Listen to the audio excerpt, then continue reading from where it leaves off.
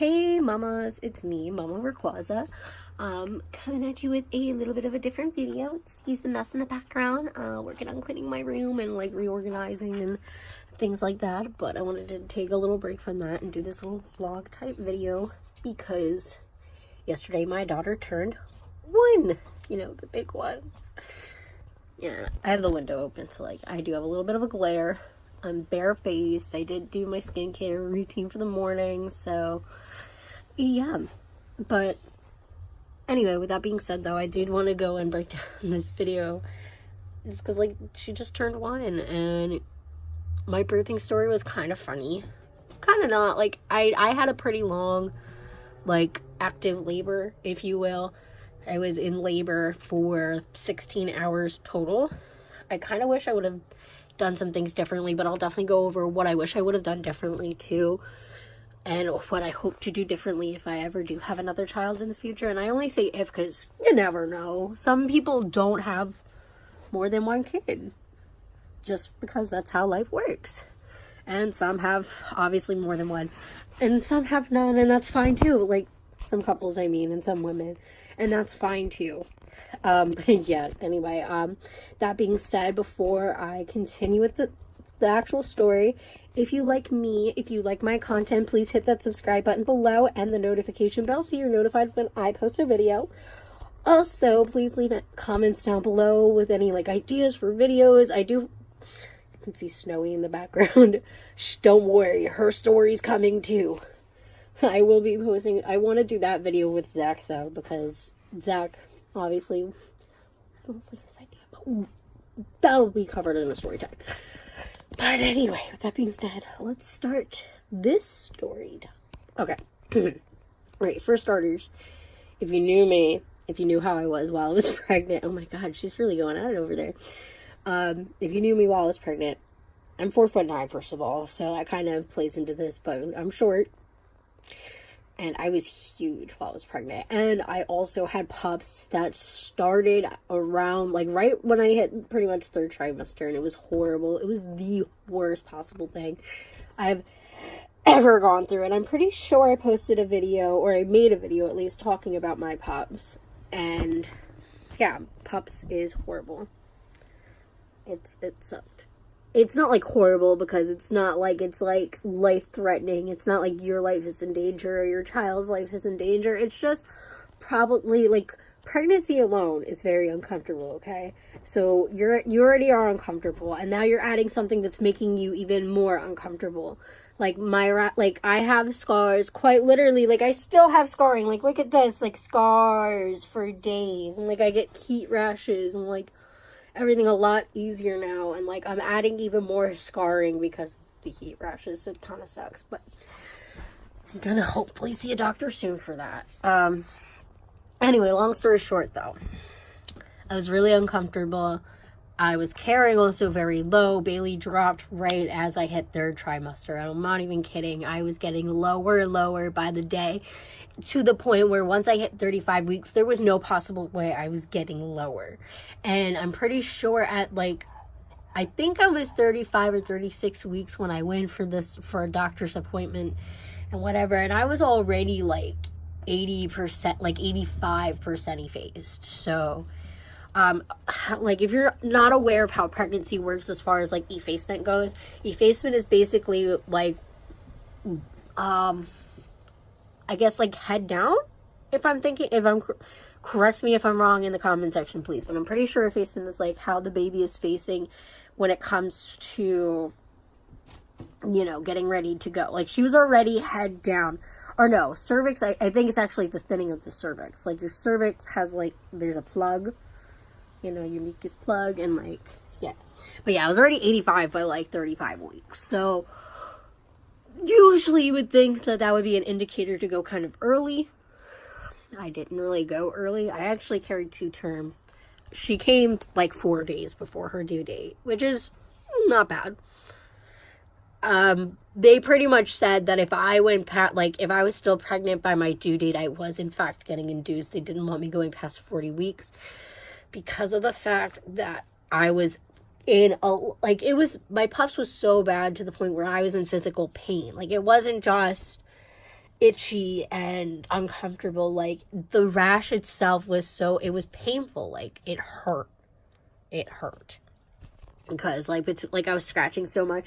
I also worked all the way up until I gave birth, basically. So, like, put that into perspective.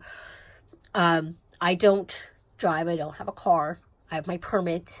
So, at the time when I worked pretty close to where I was living. Realistically, if you drive there, it's 5 minutes down the road. But it was, like, kind of like a 30-minute walk. I also was pregnant and I walked a little slow.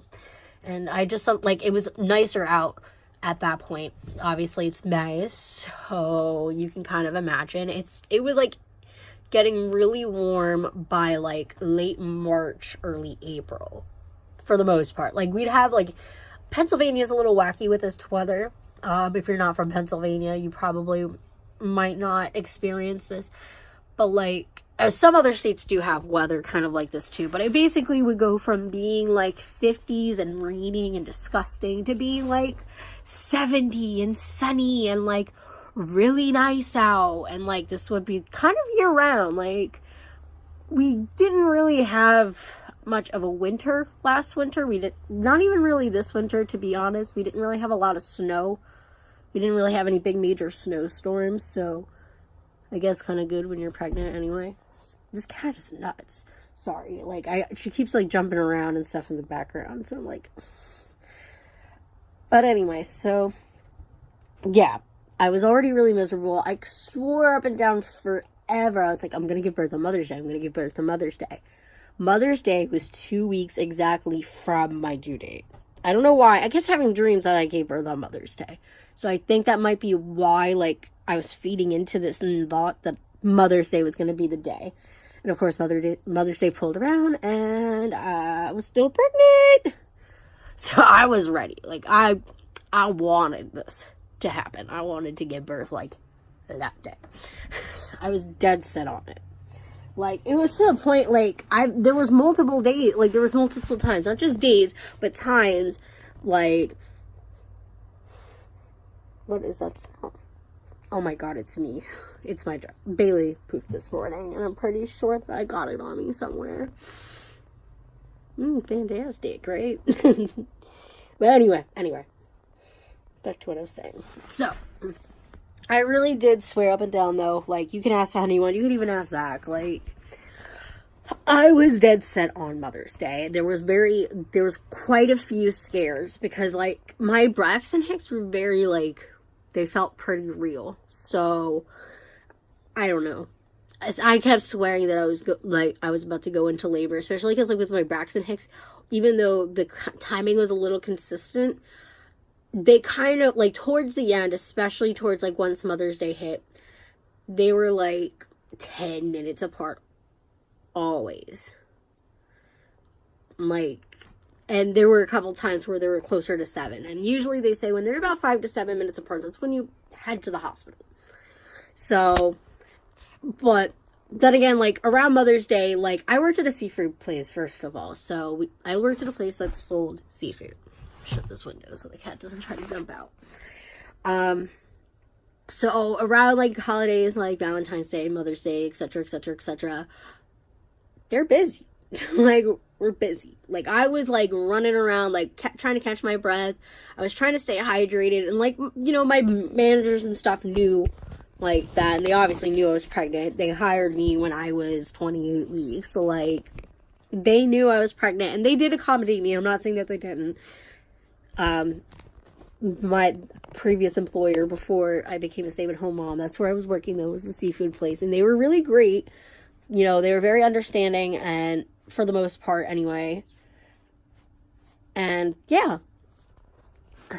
That might become a story time, too, actually. Why I became a stay-at-home mom. But, yeah, we'll get to that eventually later, at some point. But anyway, that's not the story. Birth story. Anyway, so, yeah.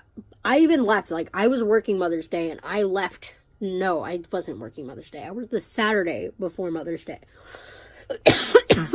And I had to leave work early because I was having really bad, like, very intense, very bad contractions that were 10 minutes apart. I told my managers, I was like, I don't want to scare anybody. Like, my water didn't break, but I'm almost certain I'm going into labor. I was like, I'm not 100% sure, but I'm, like, pretty sure that, like, just from all this stress that's going on right now, like, here, like, I could be inducing my labor. Both of my managers have kids, so they know. So they're like, all right, that's fine. Go home, like, you know, keep us updated, please, yada, yada, yada. So I go home. I was, like, after about an hour or two, I was, like, I drank some water, ate, and I was fine. So I was like, God damn it. You know, Mother's Day came the day after, still pregnant. Come 39 weeks, so I'm 39 weeks, and I think one day, I don't know how they do the count, like, is, like, the first day of that week the one day, or the second, I don't know, but anyway, it was, like, I hit 39 weeks, it was the day after I hit 39 weeks, and I had my last doctor's appointment before my due date, right, so, sitting there, you know, we're talking about it, like, this is when they told me, too, that they were intending on inducing me had I continued to be pregnant past 40 weeks, right, and I set up my induction date that day. I was supposed to be induced, if I were to continue to be pregnant anyway, I was going to be induced, I think, June 6th, if I remember correctly, yeah, June 6th, actually, so yeah, that would have put me at just a little after, not just a little after, at almost 42 weeks. That was the earliest that they could do it, unfortunately, because, you know, obviously when you set up an induction appointment, they have to go by other inductions as well, so that was the case. They're like, well, if you can ride out that last week, like, you should be, like, you know, whatever, da-da-da. I was like, okay, whatever. They're like, what we're going to do today is we're going to strip your membranes in the hopes that maybe, you know, we can kind of help onset labor. I was like, cool. Yes, this is what I want. So, and that wasn't too bad. Like, some people say, like, stripping your membranes hurt. I didn't think it hurt. It feels like a slight pressure. Then some people also say that pap smears hurt, and that didn't bother me, like, at all. I had my first ever pap smear, because I don't know if it's like every state or every country that does this, but in Pennsylvania, like, gynecologists, they do it when you're 21, I'm pretty sure. So, like, and I had just turned 21 quite literally about a month or two before I got pregnant. So, yeah, I had my first ever pap smear, like, and that was towards the beginning of my pregnancy, obviously, and they did, like, culture swabs and all that just to make sure I didn't have any, you know, STDs. I mean, I knew I didn't, but that I obviously wanted to take the precaution anyway, because, you know, you never know. Like, me and Zach had just been kind of freshly new to each other, like, especially relationship-wise, so, yeah. Anyway, though, so yeah, they did the stripping of my membranes, and I went home. Or, I went home and got ready for work.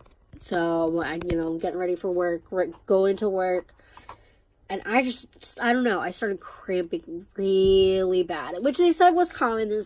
She said there's going to be some cramping and a little bit of bleeding. So, like, don't freak out, whatever. And she also, my doctor also advised me that, oh, hi, Snowy. She also advised me that, with stripping your membranes, first of all, it's a 50-50 chance. So, meaning that 50% chance that it's going to work, but there's also the 50% chance that it won't. If it does work, though, you should expect labor within 1 to 2 days, right?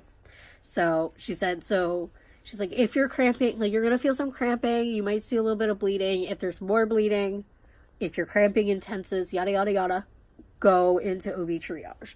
So, it wasn't too bad. It was kind of like having Braxton Hicks. I went in that day to work. I worked. It was like Monday, like at the seafood place. At that point in time of the year, Monday through Thursday is usually pretty, with the exception of Tuesdays because of senior discount. Now, that being said, though, God, I'm so, like, congested. Hi, kitty. She's just like, yeah, let me put this.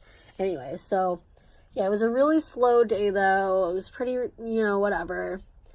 I had off the next day, so I was like kind of hoping that I was going to go into labor like that night or that, you know, early that day, so that, you know, whatever. The baby had other plans. So I literally had like this not super intense, but kind of intense, like Braxton Hick, like period, like cramping for a good day and a half. Now, I don't know if that was like, I don't know when I technically officially hit active labor. I was having contractions pretty much all day into the night. Tuesday, like, me and my mom watched a lot of shows together, like Chicago PD and Chicago Med and stuff, and I'm pretty sure Tuesdays at that point was when it was coming on, so I was watching all that stuff with her, and we were watching a lot of the shows. Like, we had a lot of shows that we watched together. Anyway, so yeah, I was watching one of those shows with her. It was like 11 o'clock was starting to roll around. Like, I stayed up pretty late because I wanted to, like, Zach was working third shift at the time, so I wanted to be able to say, you know, goodbye, good night, whatever, before he leaves for work. And he would usually leave around, like, depending on the day, if he was starting at, like, he was working 10 hours, so if he started at 10, like, he'd leave at, like, 9, right? So this was, like, an hour, but he worked at midnight that night, luckily, so he was getting ready to leave at, like, 11.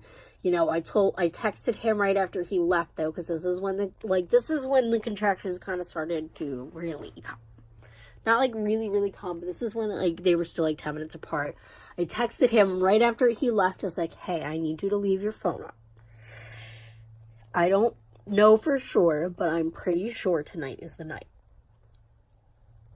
Like, and I know. I swore up and down, he's like, are you sure? Because, like, you said this a lot. And I was like, no, like, I'm just 100% serious. I was like, you need to, like, keep your phone on just in case, like, I'm having some, like, these contractions are different. Right? So I ride this out until, like, 3 in the morning. Like, they're still 10 minutes apart. I'm literally laying in bed, like, watching TV. I think I'm watching, like, Bob's Burgers or something. And, like, I'm kind of, like, dozing off. And then I'm waking up because of the contractions. And they're, like, 2 minutes long, almost. Like, they were not, like, the Braxton Hicks, where I'd get them for, like, maybe 30 minutes to a minute. Like, these are, like, a good, almost 2, like, I don't want to say 2 minutes. Because, like, I feel like that's a lot. But, like, they were pretty long. Like, they were lasting for a pretty good while. So, yeah. I was, like, I texted Zach finally at, like, 3 in the morning. I was like, babe, I need you to come home. I was like, my contractions are still 10 minutes apart, but, like, these are bad. Like, this, like, I can't. I was like, I'm trying. I can't. Like, we need to go to the hospital. He said, okay, I'm on my way home. Oh, there's babe right now. All right, I'm going to put this story time on hold. Sorry about that. Zach was getting ready to leave for his interview. Okay. Anyway, so back to the story. Totally forgot where I left off. Alright, so I texted him, told him to come home. Alright, so he's on his way home. It's like 3 in the morning. By the time he actually reaches the house, I swear to God, they went from 10 minutes right to 5 minutes apart, and they were even worse than they were before. Like, they were just getting so intense to the point where it was just, like, difficult to walk. Like, right, so I tell my parents, like, hey, because, we were living with my parents at the time, too.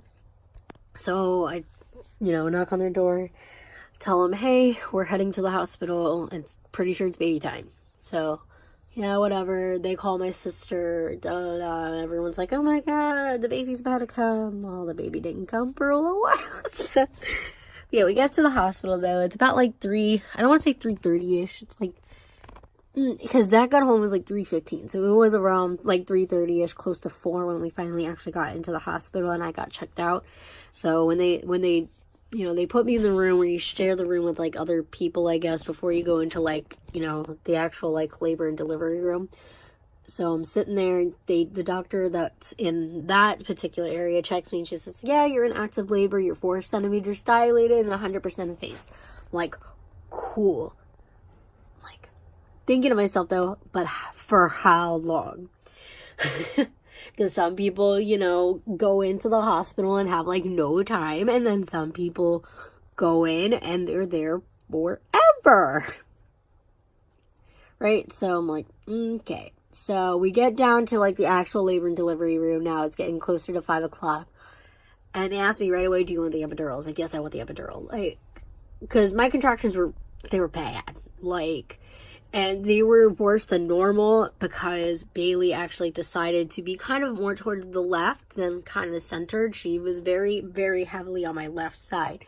And that detail is important, and that will be explained in a little bit. But anyway, so she was very heavily on my left side. So they gave me the epidural. I didn't feel anything. I got to, like, for a little bit, and then I got to, like, you know, sleep.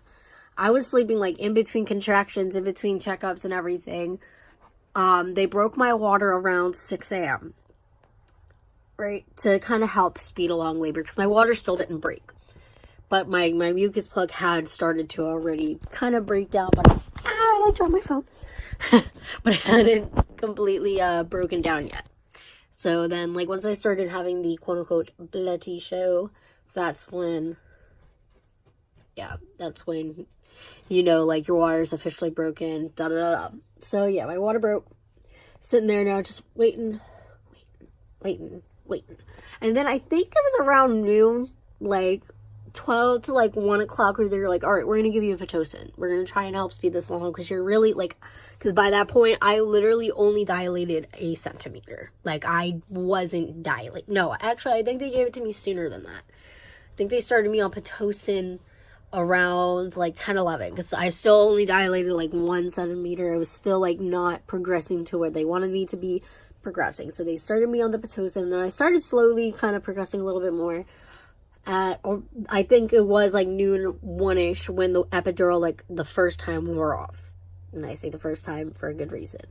So again, it wore off the first time, and it only wore off on one side, so which was my left side, which again, Bailey was sitting very heavily on my left side. So I was feeling a lot of pressure. Like, with the epidural, when you get it, your whole body from, like, your waist down is numb. Like, entirely, to the point where I couldn't move. Like, I could move them, but I couldn't feel them move. I had trouble, like, moving my foot. So when I knew that I was able to not only move my foot, like, around, like, and play with my toes and whatever, but also the fact that I could feel myself moving them, that was, like, I was like, and I even told Zach, because I had, like, a constant drip for the epidural, and then, like, if the bag ran out, or, like, the drip ran out, whatever, I could, you know, call in the nurse, and they can do it, like, up to 3 times, and that was only the first time. So, again, important. So, they gave it to me again, and they gave it to me, I think, a second time. I think I had it, no, I did only have it once. Okay, so yeah, the first time it wore off. Though, like, I've only felt everything on my left side. Now, I wasn't progressing super fast still. Finally, I think around 5, no, it wasn't 5. It was a little more than that. It was like 4:30-ish. They were like, all right, you're 10 centimeters. We're ready to push. It's like, oh my God, finally. Like, they had me in, like, doing weird positions. They put this thing called a peanut ball. It's kind of like an exercise ball, but it's literally shaped like a peanut. And they put it, like, in between your legs and stuff to kind of, like, move your legs around to kind of help induce labor. Because, you know, with the epidural, you can't move because you can't feel anything. So, yeah. Cat, what the hell are you doing? No, she's playing with a toy. But anyway, so, yeah. So, I had trouble moving, whatever. And I had trouble dilating, so then I started pushing. I don't remember the exact time I started pushing. I know I was pushing for almost 2 hours, though. For about 2 hours. No, like, it was almost 3 hours, actually. It's like 2.5 hours of pushing. Because I got, I think, to about 2 hours of pushing, and I needed assistance. Like, it was bad. The epidural wore off again on the one side. I think somewhere within the first half an hour or so of me pushing. And it was the most, like, and I tried to persevere. I even said the epidural wore off, and I started freaking out more because, like, yeah, they'll tell you, like, when you're going into labor, like, when you're about to start pushing, you're going to feel the sensation of having to poop. It's not a lie. You feel like you're taking a really big dump. Yeah. So, yeah, I was, like, trying to poop the baby. I was trying to get her out. I was trying to push. I was trying so hard. And then finally, mind you, the doctor switched shifts in between all of this. The woman who, like, it was actually a nurse, and I think it wasn't even, like, an official, like, nurse for labor and delivery. Like, I think she was, like, in training, if I remember right, and they had, like, a bunch of trainees. Like, there was a lot of people in the room. All right, so you have the doctor, the trainee that's, like, you know, helping actually deliver the baby. Then you have the nurse that's tracking the contractions and telling me when to push because, like, I was in so much pain because she was on my left side so aggressively that, that I was just in an immense amount of pain, so I couldn't really feel my contractions at that point. So she was, like, assisting with that. And then I had my sister, which is Bailey's godmother, and then I had Zach, you know, obviously the father, in the room while I was about to give birth. So I'm, like, sitting there, I'm like, okay, I'm trying to push. You know, my pushes are pretty good, but, like, it was through the point I was getting so exhausted where I was trying to, like, I was almost giving up. They're like, I think I was very close to crowning when I was just, like, the doctor switched shifts, and they're like, all right, well, we can do a vacuum assist, or we can give you a break from pushing, you know, we know you're exhausted, whatever. I was like, I want her out. I was in so much pain. Like, it was bad, right? So they do the vacuum. What the vacuum is like it's like a vacuum, and they put it on the baby's head, and then they kind of, as you push, they help pull the baby out. Not a lot of problems, but they're, like, most major concern with vacuum assist is that the baby can experience, like, a contusion at the top of the head, like bruising, cutting. Like, some extreme cases of the vacuum assisting have led to babies having hemorrhages, which was, like, the scariest thing. But I was just at the point of desperation because I was, again, in so much pain because she was very, very heavily on my left side, and it was obviously too late to do a C-section, so that was kind of, like, my only option at this point. So, yeah. So I was like, I want her out, and I want her out now. Like, that's the one thing at that point. My memory kind of is a little hazy from some of the labor, like the actual pushing and stuff. I do remember during the 2.5 hours, my mom and dad consistently kept calling and texting and asking, is she here yet? Is she here yet? Is she here yet? Like, I literally told Zach and I told my sister, I was like, if they call or text one more time, they are not coming in the room. They are not meeting Bailey. I was getting so aggravated, and I think that kind of made the situation worse for me because I was struggling so hard just to even push. So, yeah, they do the vacuum assist, and within 30 minutes, Bailey has finally arrived. I did get a second-degree tear because of the fact that during, I guess, one of my pushes before the vacuum, Bailey had somehow managed to flip. And when I say flip, I mean, like, most babies, generally speaking, are born face up or face down. Bailey was born to the side, like, profile. Like, she was born like this.